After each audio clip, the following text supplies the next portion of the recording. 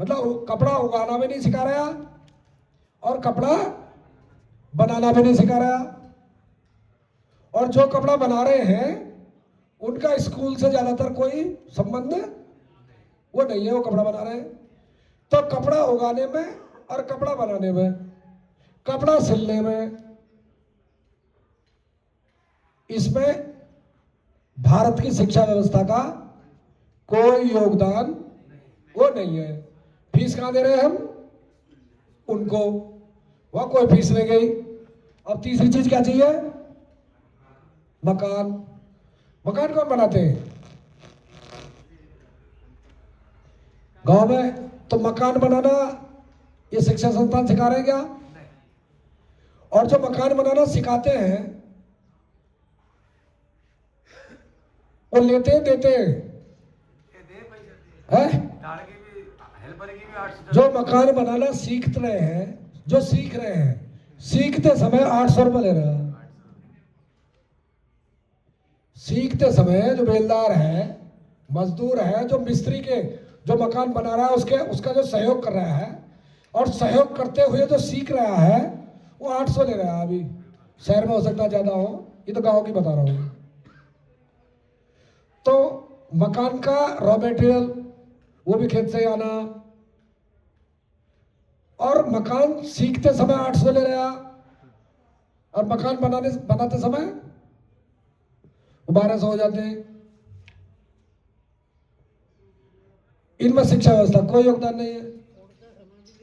तो रोटी, कपड़ा और मकान ये जीवन को चाहिए, और इसके लिए ओहो सुबह उठने से लेकर के रात तक सोने तक भक्कम भक्का है। किसी को ना चैन है, तेरी लड़की क्या कर रही है, तेरा लड़का क्या कर रहा है। बाबा है लेकिन बाबा से ना तो पोता अनुभव लेने को तैयार है, ना बाप की फुर्सत है, ना माँ की फुर्सत है। सब भक्कम भक्का बिना वजह ये ऐसा हो रहा है। गांव की एक कहावत है, हमने पढ़ी थी, वो उसमें दो बिल्ली आपस में रोटी मिल गई और वो बंटवारे पे जो है ये ज्यादा है ज्यादा, उसमें अपना किसी बात को लेकर के विवाद हो गया। तो बंदर आ गया बीच में। बंदर बोला लाओ तुम्हारा मैं बंटवारा करता हूँ, तराजू लेके लग गया। अब आधी आधी रोटी तोड़ करके आधी इधर रखी आधी इधर रखी। अब तराजू जब उठाई तो एक पल्ला झुक गया।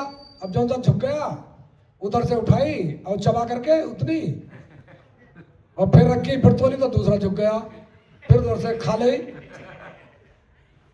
और यही करता रहा। रोटी जो है वो बराबर हो गई, एक आध टुकड़ा बचा। बोला ये मेरी तुलाई, ये मेरे बंटवारे का है। तो ये जो सरकार है नहीं, सरकार जो हमारे बीच में आई है, हमारे गांव बहुत अच्छे से चलते थे। भाई सरकार का काम ये थोड़ा ही है कि तो हमारे गांव की व्यवस्था करे। अरे गांव हमारा, हम अपने आप कर लेंगे। सरकार का ज्यादा से ज्यादा काम इतना है, अपना विदेश में हमारा जो हम जरूरत से ज्यादा जो उत्पादन करते हैं उसकी व्यापारिक दृष्टि, विदेश से जो लेन देन है हमारा, कोई हमें जरूरत की चीज लेनी पड़ती होगी, अपनी एक्स्ट्रा चीज हमको देनी पड़ेगी, उस पर अपना ध्यान रख के हमें कोई लूटे ना। दूसरा, सुरक्षा की, बाहर से सीमाओं की सुरक्षा का काम। इसके अलावा क्या काम है? तो वो काम करा अपना, हमको अपना काम करने दे। हम तो अपना काम कर लेंगे, इतनी योग्यता काबिलियत हमारे अंदर है, और वो आज भी हमारे डीएनए में है। तुम हमारा माफ करो, हम अपनी व्यवस्था अपने आप कर लेंगे। दिक्कत क्या है? तो ये एक बताया मैंने शिक्षा व्यवस्था। इसी तरह चिकित्सा है, चिकित्सा में पूरा एक वो है। इन्होंने काम क्या कर दिया, एक वो बंटवारा तो निकल लिया। अब बंटवारे में जो भी कुछ हमारा उत्पादन है, ऐसी व्यवस्था सिस्टम कर दिया, ऐसी बीच में बंदर की तरह जो बंदर काम कर रहा है वो ये कर रहे हैं।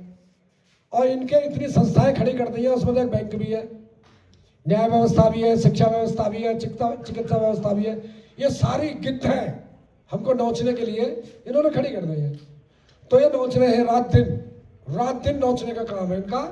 और फिर ये जो नोच के हमको खा रहे हैं हमारी संपत्ति को और उसको, उसके लिए इन्होंने इनका ध्यान ना जाए उसके लिए क्या किया है इन्होंने, नहीं हमारे बीच में डाली है इन्होंने भेली, गुड़ की होती है ना भेली, गुड़ की भेली डाल दी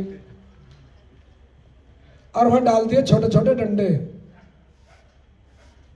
वो एक कहावत है बंदरों के बीच में भेली डालना, भेली डाल दी बंदरों के बीच में।